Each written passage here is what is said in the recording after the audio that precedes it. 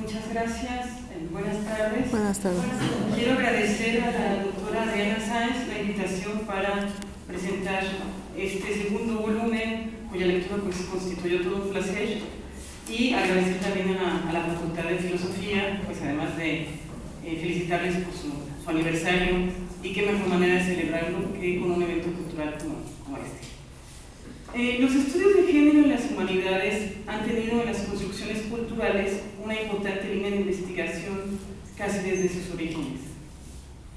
La inquietud por saber cómo hemos sido percibidos hombres y mujeres a través del tiempo y en diversas expresiones del intelecto humano ha sido y continúa siendo un campo fértil de estudio,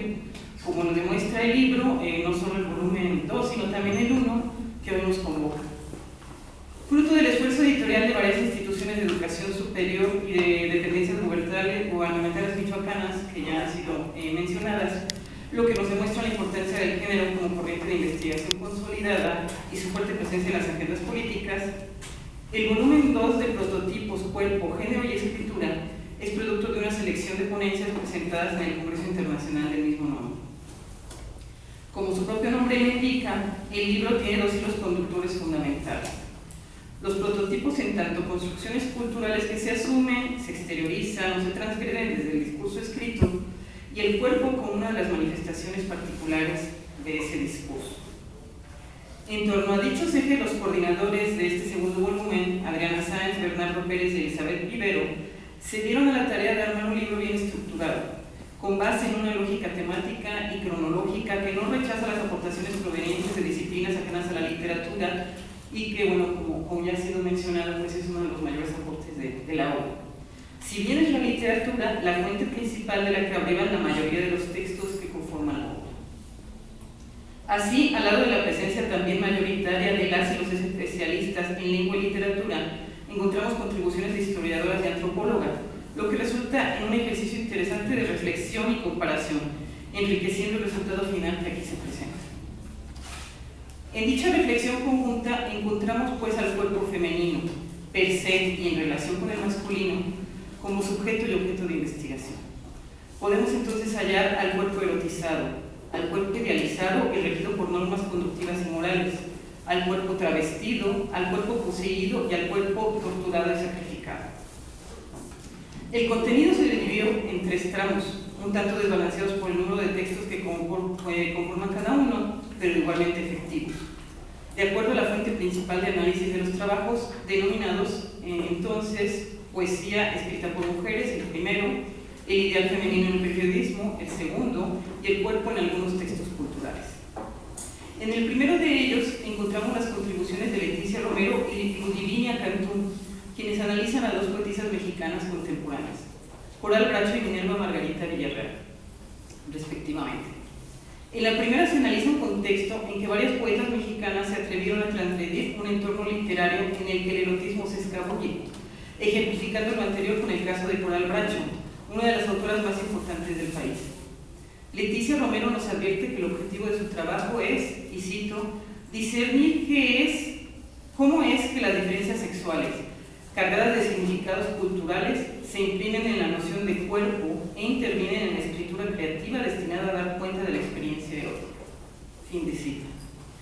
En la escritura creativa de Coral Bracho y otras poetas, la experiencia erótica femenina deja de ser pasiva para transformarse en participante dinámica y ávida, que enuncia su deseo, rompiendo así con los límites tradicional y simbólicamente establecidos hacia el cuerpo femenino y sus manifestaciones eróticas.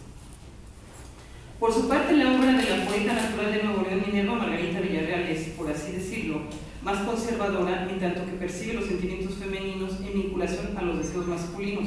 y la mujer aparece como un ser sufriente. Ludivina Cantú nos señala dos elementos vitales en Herida Luminosa, el poemario de Villarreal en que se centra, y que son el amor y el dolor, perpetuamente vinculados porque no se trata de un amor gozoso, ya que habla no solo de una unión erótica, sino también de una espiritual. Para Cantú, la obra poética de Minerva Villarreal es una búsqueda del sujeto femenino por reconstruirse y autodefinirse a través de esta dualidad de amor y dolor. El segundo apartado del libro sobre la visión periodística lo constituye el capítulo de Laura Yasmín Andrés, titulado El deber ser de las morelianas a través del diario La Voz de Michoacán de 1950 a 1960. En él, la autora analiza la participación de la mujer en la prensa desde tres vertientes: como productora del discurso, como modelo y protagonista de fotografías e imágenes que revelan su participación social, y como consumidora de las notas periodísticas y los productos anunciados. Para ello, utiliza el suplemento Nosotras Decimos, contenido en el periódico La Voz de Michoacán, si bien, como la misma Andrés señala, no era elaborado en Morelia, sino en la Ciudad de México. A través del texto se puede apreciar cómo los roles tradicionales de género seguían prevaleciendo en las construcciones discursivas de mediados del siglo XX, alentando paradigmas decimonónicos como el del ángel del hogar y aún más antiguos como el de la perfecta casada. Ahora bien, quizá a la autora le hizo falta matizar la hipótesis que enuncia al inicio de su trabajo, en el cual habla de los procesos de modernización e industrialización latinoamericanos y su influjo sobre las conductas de género, que fueron modificadas y reforzadas por la influencia de los medios de comunicación, lo cual finalmente no se aprecia en el texto, dados sus límites, pero que seguramente la autora desarrollará en otros trabajos. El tercer y último apartado, el más extenso, se enfoca en el estudio de las mujeres y su cuerpo a través de diversas fuentes como son la biografía, los discursos morales, la novela y las obras visuales. La primera colaboración corresponde a María Cini, quien se enfoca en la biografía de Catalina de Erauso, monja colonial conocida como la monja alférez, quien abandona el claustro para recorrer el mundo, vestida como y haciéndose pasar por hombre.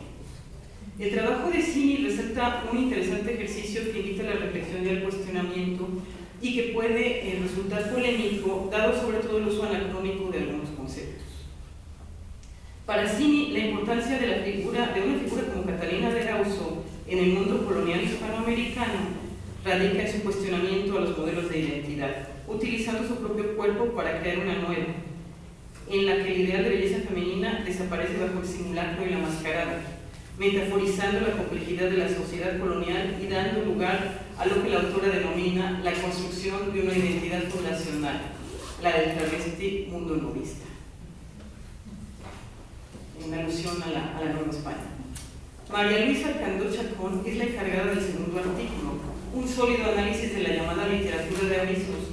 producida por teólogos y confesores en la España de los siglos XVI a XVIII para coadyuvar al orden moral de la institución matrimonial. Como demuestra Candó, para los moralistas católicos hispanos, la naturaleza delicada y débil del cuerpo femenino convierte a las mujeres en hombres imperfectos.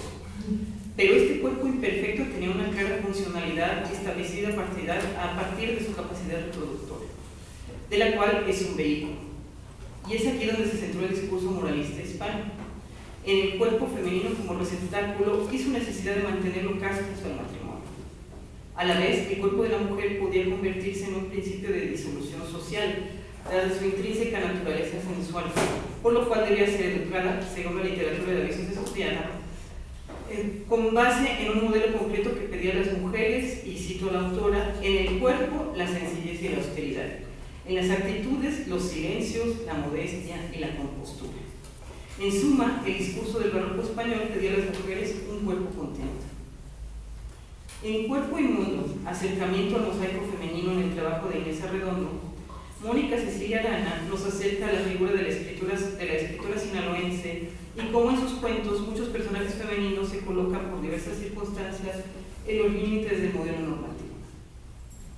Arana expone que la maternidad, ya como proceso biológico, ya como valor sociabilizado, es uno de los ejes principales sobre el que giran los personajes femeninos de Arredondo, quienes sin embargo se enfrentan a una misma desde una actitud contestataria que deconstruye el discurso sobre el rol materno.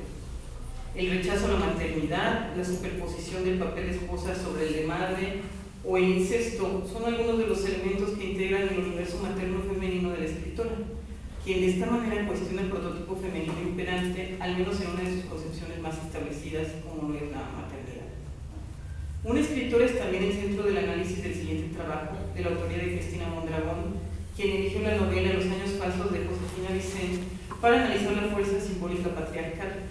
partiendo de una reinterpretación de la novela fundada en la hipótesis de que estamos ante una novela realista en su fondo, pero que recurre a elementos de lo fantástico, sobre todo y básicamente al de la posesión. En este caso, la posesión simbólica del cuerpo del hijo por parte de un padre que encarna el prototipo de masculinidad exacerbada y que acaba anulando la personalidad del hijo, que termina convirtiéndose en su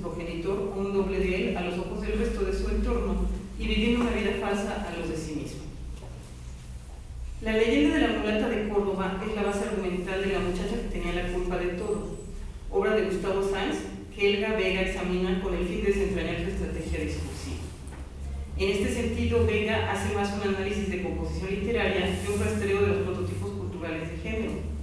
No obstante, rescata algunos elementos como serían el sometimiento del personaje femenino ante sus contrapartes masculinas,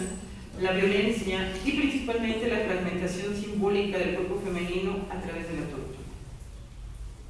En otras palabras de la autora, en el texto de Sáenz es el cuerpo, y aquí cito, el elemento que por un lado está fragmentado de otros componentes humanos, sentimentales y psíquicos. Es el cuerpo el elemento que fragmenta a los inquisidores en la historia y el autor en el discurso. Y por último, es el cuerpo una vez más el elemento que aúna como integridad el significado del texto y el significante, aquello que se nos dice con cómo se nos dice, pero no es un cuerpo en unidad, no es en la fragmentación, pues se subordina a ella. El texto de Virginia Ávila García, lejos de los placeres, discurso masculino y práctica femenina del autosacrificio corporal, constituye un giro al hilo conductor de este tercer apartado en cuanto a que nos ofrece una exploración del discurso no literario. Desde una novedosa perspectiva, Ávila García se acerca a los miembros del grupo religioso del Opus Dei, evaluando primeramente sus concepciones acerca del cuerpo y la sexualidad, que devienen en una diferenciación de género que a su vez determina una diferenciación de funciones. De allí la autora pasa a situar el papel de las mujeres numerarias,